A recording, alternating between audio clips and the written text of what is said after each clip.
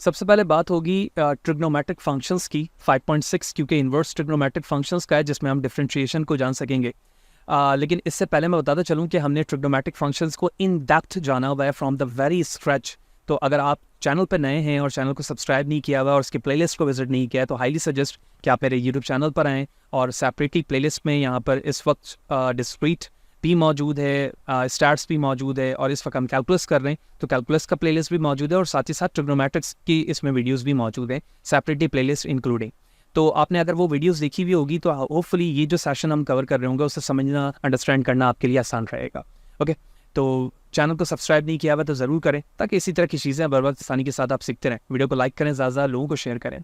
So the inverse, the concept inverse is very important, क्योंकि हम chapter 5 जब start करते हैं तो वहाँ पर मैंने देखा कि एक्सपोनेंशियल एंड लॉगरिथमिक फंक्शंस क्या है, ठीक है। फिर उसके बाद हमने देखा कि एक दूसरे के इनवर्स की क्या डेफिनेशन है, विजुअलाइजेशन के फॉर्म पे भी देखा कि एक फंक्शन दूसरे का जो इनवर्स है वो in a form of the mirror होता है। जैसे अगर मैं एक सिंपली ग्राफ प्लॉट करूँ यहाँ पर, तो अगर एक प्लॉट कुछ ग्राफ का यूं बनाया जा रहा है, यूं, ठीक है, सॉरी नॉट दिस वन, यूं बनाया जा रहा है, तो ये इसका इन्वर्स होगा और यहाँ से एक स्ट्रेट लाइन ड्रॉ की जाएगी, ठीक है, जो y इक्वल टू एक्स को रिप्रेजेंट करेगी, ठीक है, तो नॉट दिस वन, ठीक है। तो ये एक ग्राफ, इसका इन्वर्स ये होगा। तो ये मिरर जो है वो एक दूसरे को इस तरह से डिस्प्ले करा रही होगी। जब हम ट्रिग्नोमेट्रिक फंक्शंस की बात करते हैं तो ट्रिग्नोमेट्रिक फंक्शंस में मेजरली हम साइन की बात करते हैं, ठीक है, कॉस की बात करते हैं और टेन की बात करते हैं। और जब हम इसे इन्वर्स करते हैं तो साइन इन्वर्स एक्स लिखा जाता है, ठीक है। इसी तरह से अगर आप इन्वर्स का साइन यहाँ पर नहीं लिखना चाह रहे हैं तो इसकी जगह हम ARC arc of sine x भी लिखते हैं, जो कि दोनों सेम होते हैं, यानी या तो साइन एक्स इन्वर्स एक्स लिखे या आर्क साइन एक्स लिखे, तो ये दोनों ही एक दूसरे को in a form of the inverse represent कर रहा होता है, ठीक है। अगर आप वो वीडियोस देखे होंगे, आई एम प्रीटी श्योर आपने ज़रूर देखना है, आप बड़े आसानी से ये वीडियो सेशन को समझ पाएंगे, ठीक है। सबसे पहले जो ग्राफ मौजूद है लेफ्ट साइड पे वो सिंपल साइन एक्स का है। साइन एक्स की वैल्यूज डोमेन हम जानते हैं नेगेटिव π/2 से पॉजिटिव π/2 होती है। ये एक डोमेन की बात हो रही है, रेंज नेगेटिव 1 से +1 होती है। ये कंप्लीट आर्क है। अगर मैं स्पेसिफिक डोमेन की बात करूं, यानी डोमेन से मुराद है नेगेटिव पाई से पॉजिटिव पाई, तो इस डोमेन के बिहाफ पर मैं इसका इन्वर्स बना सकता हूं, लेकिन कंप्लीट साइन एक्स की कर्व की इन्वर्स फंक्शन नहीं बना सकता।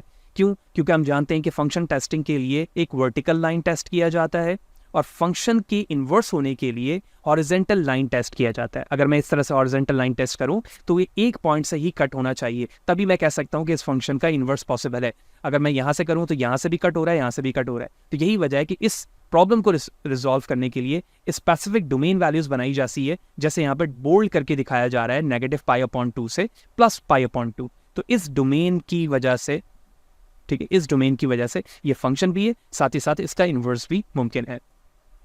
ओके, तो definition of the inverse trigonometric functions अगर देखें तो y equal to arc sine X which mean sine inverse X if and only if, ये जो IFF लिखा हुआ है इसे हम बाई कंडीशनल इफ पढ़ते हैं, यानी if and only if sine y equal to X, यानी साइन y इक्वल टू अगर x के बराबर है तो इसका इन्वर्स होगा y equal to sine X. Domain values, ठीक है, x की value greater than -1, greater than equal to -1 and less than equal to 1, जबकि domain values greater than equal to negative π/2 and less than equal to π/2 के होगी। Same definition for the cos x, tan x, cot x, sec x and cosec x with a domain and the range. That's a very important thing. ये चीज़ें हम with respect to the definition ट्रिग्नोमेट्रिक्स में भी जान चुके हैं, लेकिन यहाँ पर जो डोमेन और रेंज बताई गई है वो किसके लिए बताई गई है? वो बताई गई है कि साइन कॉस टेन के लिए जब उसका इन्वर्स निकाला जाएगा तो उसके डोमेन वैल्यूज चेंज होते हैं, और वो कैसे होते हैं वो अभी मैंने एक डायग्राम से यहाँ पे आपको रिप्रेजेंट करके बताया है। ठीक, अभी मजीद विजुअलाइजेशन भी आएगी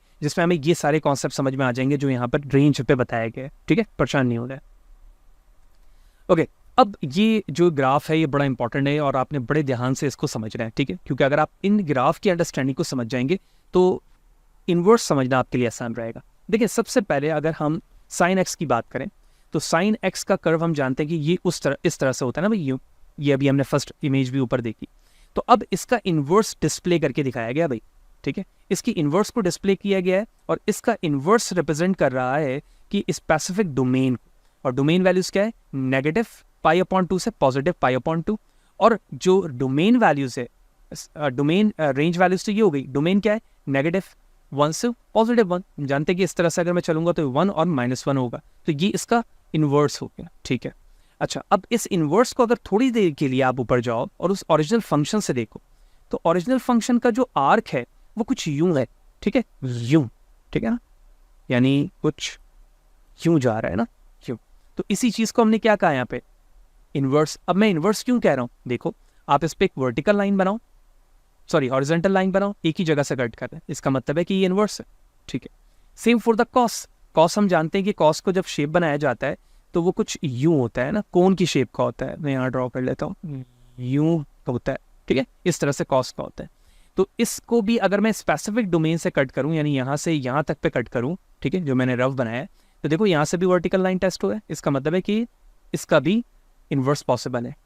10 के लिए भी कर्व कुछ इस तरह से बनेगा, ठीक है, तो इसका भी इन्वर्स पॉसिबल है। कॉसेक के लिए भी डोमेन स्पेसिफिक कर दिया गया, जब हम डोमेन और रेंज को स्पेसिफिक करेंगे उसका इन्वर्स हमेशा पॉसिबल होगा। तो आप देखो सेक में भी ये चीज़ पॉसिबल हो रही है, कॉसेक में भी हो रही है और कॉट में भी हो रही है, ठीक है। अगर आप ओरिजिनली उसे उस इमेजेस से देखो, जिसे मैं चाहूँगा कि मैं एक दफ़ा रिकॉल कर लूँ, क्योंकि ये चीज़ें मैंने इन्वर्स के फॉर्म पर ऑलरेडी कवर की हुई हैं ट्रिग्नोमेट्रिक फंक्शंस पे, मैं बार बार ये चीज़ डिस्कस कर रहा हूँ। लेट मी शो यू कि हमने जब ट्रिग्नोमेट्रिक को कवर किया था तो वहाँ पर मैंने फंक्शंस की रिप्रेजेंटेशन और इन्वर्स भी बताई थी। सबसे पहले हमने देखा था कि इन्वर्स फंक्शन की definition with respect to the solving equation क्या हो सकती है, फिर हमने उस डोमेन को समझा था कि रेंज और डोमेन वैल्यूज़ क्या होती हैं, फिर उसके बाद मैंने इसके इन्वर्स की डेफिनेशन बताई थी कि सिंपली एक साइन एक्स को रिप्रेजेंट किया जा रहा है और उसके बाद उसका इन्वर्स डिस्प्ले करके दिखाया जा रहा है, जो भी मैंने आपको बुक से भी रिप्रेजेंट किया, ठीक है। तो इस तरह से एक लाइन बनाई जा रही है, तो ये उसकी मिरर इमेज बन रही है, ठीक है। फिर इसी तरह से हमने कॉसेक को देखा था, सिंपली कॉसेक्स और उसके इन्वर्स को दिखाया जा रहा है। फिर कॉसेक्स को दोबारा यहाँ पर रिप्रेजेंट किया गया। 10x की मैंने रेंज बताई थी कि 10 की जो ओरिजिनल फंक्शंस की विजुअलाइजेशन होती है वो इस तरह से होती है, और अगर मैं स्पेसिफिक डोमेन को देखूँ यानी इस पार्ट को, तो वो इस तरह से आर्क रिप्रेजेंट करता है जो π/2 से π/2 नेगेटिव के दरमियान होता है, और इसी चीज़ को रिप्रेजेंट किया गया। फिर इसी तरह से कॉट के हवाले से हमने बात की थी, ठीक है, फिर सेक और इसी तरह से कॉसेक्स की भी बात की थी। तो होपफुली वो वीडियोस अगर आपने देखी होगी तो ये कॉन्सेप्ट जो हमने यहाँ पर डिस्कस किया, it much better understand as compare to the previous. Okay, the example are there. अब हम सॉल्विंग की तरफ जाएंगे, क्योंकि बेसिक चीज़ें हम समझनी है कि उन्हें विजुअलाइजेशन कैसे करनी है, विजुअलाइजेशन का कॉन्सेप्ट, फंक्शन की डेफिनेशन, यानी हमें एक वर्टिकल लाइन कट करना है और इन्वर्स के लिए हमने हॉरिजॉन्टल लाइन कट करके देखना है। अब हमें इवैल्यूएट करना है 4 क्वेश्चंस को। सबसे पहले हमें साइन इन्वर्स नेगेटिव हाफ मालूम करना है, फिर इन्वर्स कॉस 0, फिर इन्वर्स 10 √3 और फिर उसके बाद इन्वर्स 0.3 करना है। So the by definition y equal to, I'm going to zoom it now. So the by definition y equal to r sine 1/2 implies that sin y equal to 1/2. Very simple. यानी जब मैं इस inverse को ख़त्म करूंगा और x के respect से फंक्शंस को सॉल्व करूंगा तो मैं सिंपली कह सकता हूँ sin y इक्वल टू 1/2 होगा, तभी तो इसका इन्वर्स नेगेटिव 1/2 है इस फॉर्म पे। So in the interval this, तो इसका इंटरवल यकीनी तौर पे यही होगा। So the correct value of y is π/6, ठीक है। तो इस बिहाफ पर मैं कह सकता हूं कि जो करेक्ट वैल्यू होगी y की वो होगी π/6। तो therefore the sine inverse 1/2 is equal to negative π/6। Very simple again. अगर आप इन चीज़ों को नॉर्मली हम साइंटिफिक कैलकुलेटर यूज़ करते हैं, तो अगर आप साइंटिफिक कैलकुलेटर यूज़ कर रहे हो तो there is no need to understand this concept here values to inverse and simplify in original form. हम डायरेक्टली वो वैल्यूज पुट करते हैं और उसको सॉल्व कर लेते हैं, लेकिन फिर भी हमें पता होना चाहिए कि कोई फंक्शंस इन्वर्स पे और बेसिक फॉर्म पर किस तरह से लिखा जाता है, जो मैं अपने ट्रिग्नोमेट्रिक की वीडियोस पे बता चुका हूँ। Okay, the next one, by the definition y equal to cos inverse 0, और अगर मैं इसे सिंप्लीफाई इम्प्लाइज करूँ तो ये कॉस y 0 के बराबर होगा, और हम जानते हैं कि कॉस y का इंटरवल 0 से पाई के दरमियान होता है। तो यहाँ पर जो y की वैल्यूज बनेगी वो π/2 बनेगी। That will be the solution for the c 10x, so which mean the arc 10 √3, ये इम्प्लाइज करेगा 10y इक्वल टू √3 को, और इसका इंटरवल π/2 पॉजिटिव टू नेगेटिव होगा, तो वैल्यूज π/3 आ जाएगी। That will be the solution. So using the calculator set in a radian mod produce this values. आप चाहें तो रेडियन वैल्यूज पे से कन्वर्ट कर सकते हैं साइंटिफिक कैलकुलेटर से, तो उसकी वैल्यूज कुछ इस फॉर्म पे कैलकुलेट होकर आ जाएगी। That's a very simple thing. Okay, moving ahead, एक इम्पॉर्टेंट प्रॉपर्टीज़ है जो इन्वर्स फंक्शन के लिए इस्तेमाल की जाती है। अगर आप फंक्शंस को इन्वर्स ऑफ फंक्शन x के साथ सॉल्व करें तो that will produce the original x। Also the inverse of the function which enclose inside the instead of x the original function and after the solution you will also get a original x value. ठीक है, दोबारा बता रहा हूँ, जिस तरह से हम सिंपल फंक्शन लिखते हैं उसमें x की वैल्यूज पुट करते हैं, इस x की जगह पर अगर मैं इनवर्स ऑफ x लिख दूं, ठीक है, और इसे फंक्शन के लिए सॉल्व करूं तो ये हमें दोबारा से x रिटर्न करेगा, और इसी चीज़ को हम बाहर और इसे अंदर लेकर आ जाएं तो भी ये मुझे x ही रिटर्न करेगा, क्योंकि ये इनवर्स की प्रॉपर्टीज़ में से एक m प्रॉपर्टीज़ है और यही चीज़ हम यहाँ पर देख रहे हैं. कुछ मज़ीद प्रॉपर्टीज़ है जो यहाँ पर बताई जा रही हैं कि अगर x की वैल्यूज़ इस रेंज में मौजूद है -1 से +1 के दरमियान, और जो y की वैल्यूज़ है वो -π से +π/2 के दरमियान है, तो sine inverse x with sine बराबर होगा x के, बिल्कुल वही जो प्रॉपर्टी ऊपर देखी, और या फिर inverse of sine with sine y बराबर होगा y के. अगर y की वैल्यूज़ -π/2 से +π/2 के दरमियान है और यही प्रॉपर्टीज tan h पे है, तो tan x बराबर होगा x के, जबकि tan इनवर्स tan y बराबर हो जाएगा y के, यानी x एंड y के फॉर्म पे चेंज हो रहा है.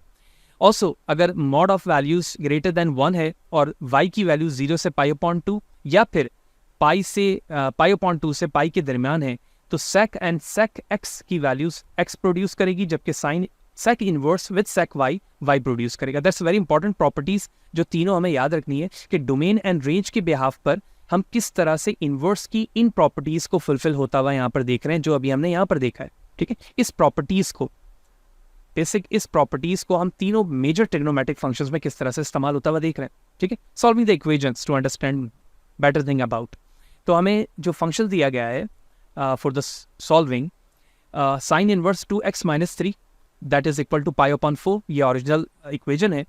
Taking the tangent of each side, हमने tan h दोनों तरफ ले लिया अकॉर्डिंग टू द प्रॉपर्टीज. जब मैं इसे सॉल्व करूंगा तो ये tan आर्क tan और यहाँ पर y है या x है, तो ये x के बराबर हो जाएगा. मैंने सिंपली वही वैल्यूज लिख दी, जबकि tan π/4 जो है 1 के बराबर होता है. x के लिए सॉल्व करूंगा, x की वैल्यू 2 आ जाएगी. प्रॉपर्टीज रिकॉल की, प्रॉपर्टीज रिकॉल करने के बाद x को हमने फाइंड कर लिया. That's a very important thing, hope you understand. इसी चीज़ को यहाँ पर राइट एंगल ट्राइंगल के फॉर्म पर दिखाया जा रहा है, जो कि है साइड्स की वैल्यूज के लिए. ठीक है, यूजिंग द राइट ट्राइंगल पर अगर आप देखें तो हमें y equal to arc sine x दिया गया, जो भी मैंने डिस्कस किया, जबकि y की रेंज वैल्यूज दे दी गई है 0 से π/2 और फाइंड करना है हमें cos y को. जबकि सेकंड जो है आर्क sec x √5/2 है, जिसमें से हमें tan y फाइंड करना है. ठीक है, तो सबसे पहले according to the definition of the right angle triangle, जो कि हम ट्रिग्नोमेट्रिक्स में सर्कल ड्रॉ करते हुए पढ़ रहे होते हैं, जो कि यूनिट सर्कल कहलाती है. तो अगर हम सोल्यूशन को देखें बगौर, तो y जो ओरिजिनल फंक्शंस था हमने वो लिखा. We know that sine y equal to sine x, this relationship between x and y can be represent by the right angle triangle 5.30 represent. तो इस फॉर्म पर अगर y ये है और साइन y इसके बराबर है, तो मैं इस फॉर्म पर रिलेशनशिप होता हुआ देखता हूँ, यानी जो बेस वैल्यू है वो ओरिजिनल √1/x स्क्वायर को रिप्रेजेंट कर रही है. ठीक है, जबकि जो हाइपोटेनस है वो 1 को, जबकि परपेंडिकुलर x को रिप्रेजेंट कर रही है. So based on this value cos y equal to cos arc sin y, which mean adjacent divide by hypotenuse, जो कि इसकी वैल्यूज को रिप्रेजेंट करेगा. और यही चीज़ हमने ड्रॉ की हुई. यही चीज़ अगर आप b के लिए देखें तो b के लिए हमने सेम लॉजिक इस्तेमाल की है. tan y equal to tan arc sec x या sec √5 डिवाइड बाई 2, तो ऑपोजिट एडजेसेंट के लिए 1/2 इसकी वैल्यूज आ रही है, और यही चीज़ यहाँ पर सॉल्व करके दिखाई गई है. ठीक है, तो ट्रिग्नोमेट्रिक्स के बिहाफ पर हम इनवर्स फंक्शंस को यूज़ करते हुए भी अपने प्रॉब्लम को सॉल्व कर रहे होते हैं, जैसे अभी हमने 2 एग्जाम्पल में देखी है. अब बात आती है बड़ी इंपॉर्टेंट चीज़ की, जो कि कैलकुलस का बैकबोन है, कि हम किसी भी तरह के जब फंक्शंस को पढ़ते हैं तो एट लास्ट बात यही होती है कि हम उन फंक्शंस को इंटीग्रेट या फिर डेरिवेट किस तरह से कर रहे होंगे, डिफरेंशिएशन उसकी कैसे निकाल रहे होंगे. तो सबसे पहले तो हम कुछ इन्वर्स ट्रिग्नोमेट्रिक्स के रूल्स देख लेते हैं, कि जिस तरह से हम बेसिक ट्रिग्नोमेट्रिक्स को कर रहे होते हैं तो हमें रूल देखना होता है. इन्वर्स के लिए भी कुछ रूल हो सकते हैं. क्या है वो rule? Okay, so let u be the differentiable function of x.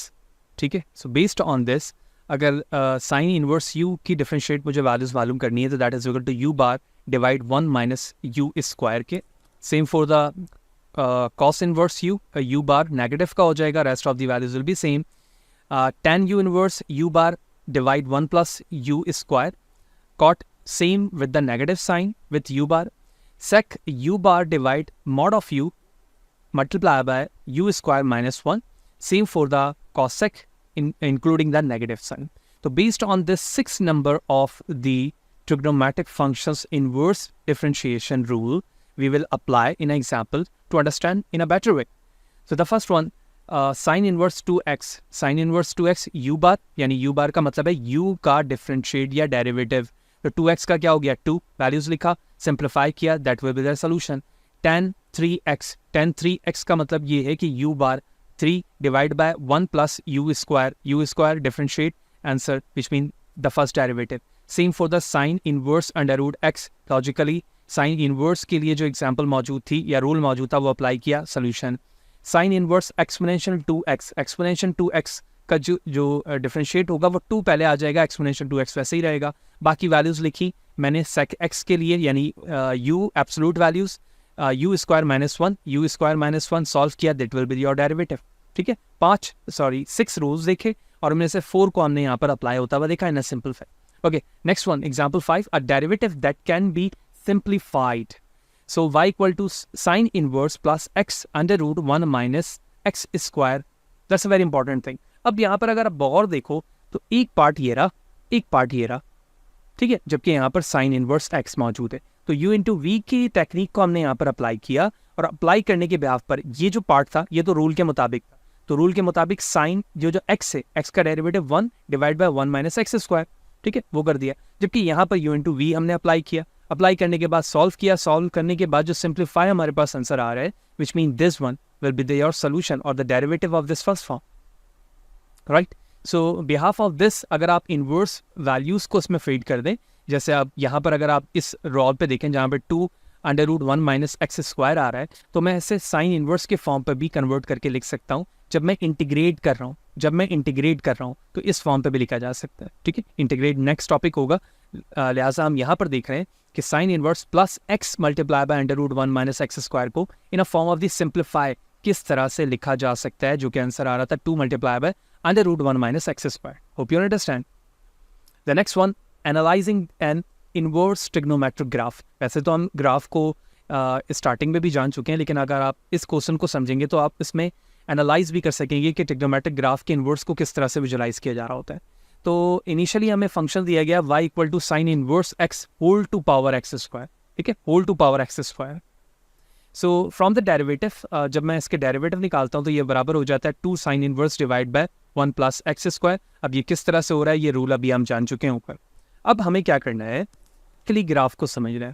भाई ये जो फंक्शन था इसका ग्राफ प्लॉट किया गया, ये कुछ इस तरह से ग्राफ प्लॉट हो रहा है, ये ओरिजिन वैल्यू है. अगर आप इस पॉइंट ऑफ इन्फ्लेक्शन को देखें जिसमें हमें ये पता चलता है कि कर्व किस तरह से अपने आप को चेंज कर रहा है, यानी अगर इस पॉइंट से पहले कर्व कुछ यूं था तो इस पॉइंट के बाद कर्व यूं बन गया, इस पॉइंट के बाद दोबारा ग्राफ यूं बन गया. तो ये वो पॉइंट ऑफ इन्फ्लेक्शन है जिससे हमारे ग्राफ की शेप को चेंज होता हुआ हम देख रहे हैं, ये 2 वैल्यूज. ठीक है, अब now you can see that the only critical number as x equal to 0, जब x इक्वल टू 0 है, so by the first derivative test this value correspond to a relative minimum. ठीक है, यानी जब हम फर्स्ट डेरिवेटिव टेस्ट लेकर value put करते हैं 0, तो इससे मुझे रिलेटिव मिनिमा का पता चल रहा है. ठीक है, तो फ्रॉम द सेकंड डेरिवेटिव, अब जब मैं सेकंड डेरिवेटिव निकाल रहा हूँ इस फंक्शन का सिंप्लीफाई, तो ये वैल्यूज मिल रही है. तो it's follows that the point of inflection occur when 2x arc which mean 2x tan inverse x equal to 1. Using the Newton method, this point occur when x is approximately equal to 0.765 either in a positive or negative. So finally, we can say that this function x tend to infinity plus and minus tan inverse x whole square is equal to pi square upon 4. So pi upon 4 will be the solution to in a form of the analyzing of this function, where this is written in a form of the function in a graph. तो सबसे पहले हमने देखा कि function graph initially कैसे plot होगा, फिर हमने देखा कि पॉइंट ऑफ इन्फ्लेक्शन क्या है, फिर हमने सेकंड डेरिवेटिव टेस्ट के जरिए से ये देखा कि जब इस फंक्शंस को इनफाइनाइट वैल्यूज तक दी जाती है तो ये वैल्यूज हमें पाई स्क्वायर अपॉन 4 दे रही होती है. That is shows that the analysing of this inverse function. Hope you understand. The last one of this in a form of the example is maximizing an angle. A photographer is taking a picture of painting hung in an art gallery. The height of the painting is 4 feet. Okay? The camera lens is 1 feet below the lower edge of the painting as shown in a figure. Here it is a figure, the camera. और ये 1 feet जो है वो उससे नीचे इस तरह से लैंड है और ये इसके एंगल्स बन रहे हैं. तो in a figure 5.3 let beta be the angle to be maximise, यानी ये बीटा वो एंगल है जिसे मुझे मैक्सिमाइज करना है बेस्ड ऑन दिस, यानी ये जो इमेज मौजूद है ये 4 फीट है और ये वो डिस्टेंस है जो इस कैमरा के से इस इमेज के दरमियान का है, ठीक है। So behalf of this beta is equal to theta minus alpha, तो थीटा की values cot inverse x upon 2 minus cot x थी। इस बिहाफ पर हमने वैल्यूज पुट की, डिफ्रेंशिएट किया with respect to the x. Differentiate करने के बाद ये हमारे पास एट लास्ट फंक्शन आ रहा है। अब ये डिफ्रेंशिएट किस तरह से हो रहा है मुझे बताने की ज़रूरत नहीं है, हम सारे रूल्स को अभी देखते हुए आ रहे हैं। अब बिहाफ ऑफ दिस फाइनली हमें पता चलता है कि अगर मैं फर्स्ट डेरिवेटिव को 0 पुट करूँ, which mean first derivative test की बात हो रही है, when x equal to under root 5, you can conclude that the first derivative test lets the distance yield a maximum value of b, so that the distance as x equal to 2.236 feet and the angle of beta is approximately 0.7297, which is in a form of the radian 41.81 degree. So this is the some appropriate understanding of the inverse function with respect to the application as well. Hope you understand everything. Video long ज़रूर हो गई, बस last में हमें कुछ review करना है कुछ बेसिक डिफरेंशिएशन रूल का जो कि एलिमेंट्री फंक्शंस के लिए मौजूद है। तो यहाँ पे 24 रूल्स को दोबारा से लास्ट में रिकॉल किया गया। आई एम प्रीटी श्योर कि ये रूल्स हम ने जब डिस्कस किया तो आपको समझ में आ गया होगा, लेकिन आप वीडियो को पॉज करके इन चीज़ों को ज़रूर अपने पास नोट करें। That's a very important functions derivative. The first one C dot U, यानी सी इंटू यू के फॉर्म पे जब लिखा गया है और जब इस तरह के फंक्शंस को डेरिवेट किया जाता है तो सी कांस्टेंट वैल्यूज वैसे ही रहती है, ये सी फॉर कांस्टेंट है, जबकि यू का डेरिवेटिव किया जाता है, यानी जो ओरिजिनल फंक्शन है। अगर यू अपॉन वी है डिफ्रेंशिएट करना है तो यू अपॉन वी में यू वैसे ही रहेगा, वी वैसे ही रहेगा, यू का डिफ्रेंशिएट माइनस यू वैसे ही रहेगा, वी का डिफ्रेंशिएट डिवाइड बाय यू इस वी स्क्वायर से उसे डिवाइड करके सिंप्लीफाई किया जाता है। सिंपल एक्स है डेरिवेटिव 1 रहेगा, ई टू यू है, ई यू वैसे ही रहेगा, यू का डिफरेंशिएट निकाला जाएगा which mean D u upon d x जो लिखा जाता है, साइन यू कॉस यू, उसके बाद यू का डिफरेंशिएट, क्योंकि ये यू के फॉर्म पे, रिमेंबर एक्स के फॉर्म पे नहीं है। जब एक्स के फॉर्म पर होगा तो डायरेक्टली मैं 1 लिखूंगा यहाँ पर। जैसे यहाँ पर कॉस यू के बाद यू का डिफरेंशिएट किया जा रहा है, कॉट यू का कॉसेक होता है, यू का D u upon d x लिखा जाएगा जिसे यू बार से रिप्रेजेंट किया गया है। साइन इनवर्स ये मैं बता चुका हूँ, कॉट भी बता चुका हूँ, ठीक है, इसको पहले कर लेते हैं। Cos U, sec U, tan U, cosec U, ये सारी चीज़ें हम देख चुके हैं। u प्लस वी तो है, अगर प्लस के साथ है माइनस के साथ है तो u को डिफरेंशिएट करें, फिर v का डिफरेंशिएट करें, प्लस कर दें, अगर माइनस के साथ है तो माइनस करें। कांस्टेंट का 0 होता है। अगर u एब्सोल्यूट वैल्यू के साथ मौजूद है तो आप उसे u अपॉन u एब्सोल्यूट फिर u बार लिखेंगे, जबकि u की वैल्यू जो है वो 0 ना हो। लॉगरिथमिक फंक्शन भी हमने देखा, u को डिफरेंशिएट करेंगे, उसके बाद ln a u से मल्टीप्लाई कर रहे होंगे। कॉस का सिंपली u होता है, u के लिए D u upon d x लिखा जा रहा होगा, u इंटू वी, ठीक है, वेरी सिंपल। बस सिंपल ये है कि u इंटू वी में मल्टीप्लाई हो रही है, यहाँ पे u into v u divide by v के लिए है। u to power n, n u n minus 1, फिर u का differentiate d u upon d x, ln u u bar upon u, a to power n, ठीक है, तो n यहाँ पर मौजूद है तो ln a निकालूंगा, फिर a to power a to power u है, ये I am going to zoom it now, ठीक है, n नहीं है बल्कि ये u है, तो u के लिहाज से हमें डिफरेंशिएट करना होता है लास्ट में, तो ln a to power u and d u upon d x. 10 का सेक होता है, सेक स्क्वायर, u के बाद u बार लिखा जाएगा, ठीक है, कॉसेक u के लिए सेम होगा, उसके बाद u बार लिख दिया जाएगा। So this all about the some elementary functions of the differentiation rule, जो कि हमने एट लास्ट यहाँ पे जान लिया। I hope you understand this session everything in a 5.6, जिसमें हमने inverse functions of the trigonometric functions को जाना, और हाईली मैं सजेस्ट करूंगा कि आपने ट्रिग्नोमेट्रिक फंक्शन ज़रूर देखे हुए हों, और अगर आपने देखा होगा तो प्रीटी श्योर कि सारी चीज़ें आपको क्लियर होंगी। लेकिन फिर भी अगर कोई सवाल है, कोई चीज़ समझ में ना आई हो, कमेंट सेक्शन को मुझे ज़रूर बताएं, कोशिश करूँगा इस सवाल से आपको बर वक्त जवाब दे सकूँ। वीडियो अच्छा लगी तो लाइक करें, ज़्यादा लोगों को शेयर करें, इसी तरह से जुड़े रहें ताकि ये मोटिवेशन बरकरार रहे और आपकी रिक्वायरमेंट के मुताबिक मैं काम करता रहूँ। नेक्स्ट सेशन में मिलते हैं, सी यू देयर।